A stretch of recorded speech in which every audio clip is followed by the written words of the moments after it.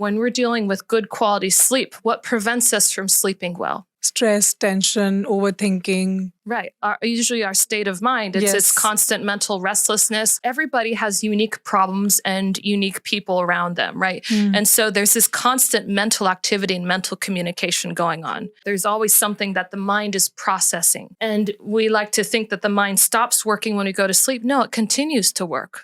Right. The mind never shuts off. And scientists have proven this, right? That's why sometimes you go to sleep, trying to think of a math problem, the answer to it, and you're too tired. You can't think of it. You take a nap, you wake up, and suddenly the answer just comes to you because your brain was working on the solution while you were unconscious in sleep, right? So the mind, until things are resolved, right, or in a state of complete chaos, right, the mind doesn't know what to do with all this information, with all these thoughts.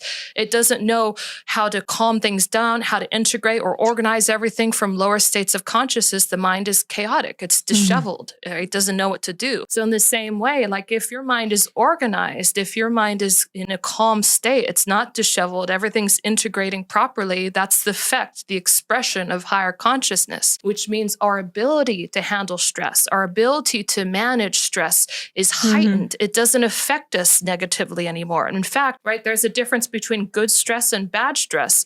Well, in reality, it's not really good stress and bad stress. It's how our mind operates with stress. Right. So in a state of dishevel, our mind takes on stress as a negative part, which leads to poor sleep, mental restlessness, right? The mind can never truly enter into a state of calmness. Calmness is essential for good quality sleep. Good quality sleep leads to the body operating properly, right? The good quality sleep leads to housekeeping in the brain. It clears away, organizes our minds, clears away old memories, right? It helps reduce our inflammation. It helps integrate the mind-body connection. It reduces, all these problems. It helps maintain our cognitive abilities. When you have huge stress, you have higher inflammation, chronic inflammation, right? Stress is the killer of life quality. It destroys quality of life.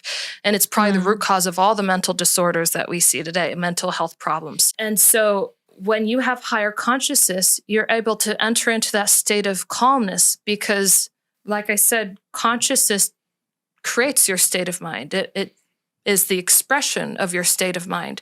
So your natural state in higher consciousness is calmness. You don't have to maintain it or create calmness. Calmness is natural to you in higher states of consciousness.